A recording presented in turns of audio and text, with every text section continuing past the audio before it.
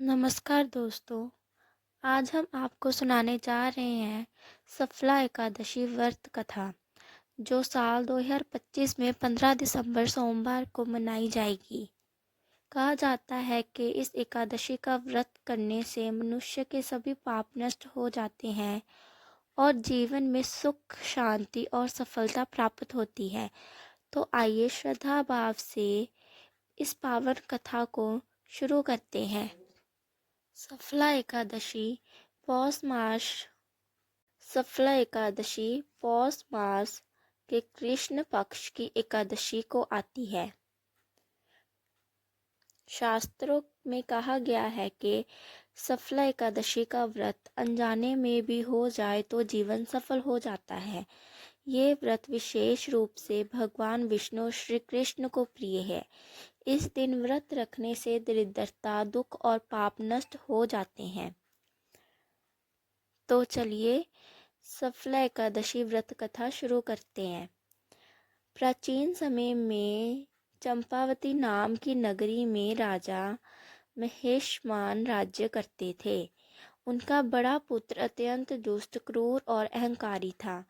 राजा उसके कर्मों से दुखी होकर उसे राज्य से निकाल देते हैं। राजकुमार जंगल में भटकने लगा। भूख, प्यास और कष्ट से वह अत्यंत दुखी हो गया। एक दिन थककर वह पीपल के वृक्ष के नीचे सो गया। उस दिन अनजाने में पौष कृष्ण एकादशी थी।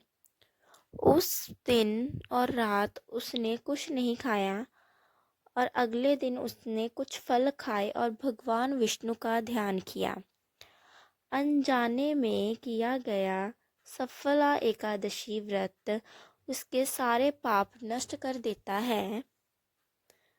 और रात को भगवान विष्णु उसे दर्शन देते हैं और कहते हैं, हे पुत्र, तूने सफल एकादशी का व्रत किया है।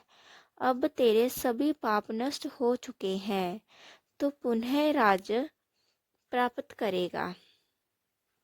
कुछ समय बाद राजा महेशमान अपने पुत्र को वापस बुला लेते हैं।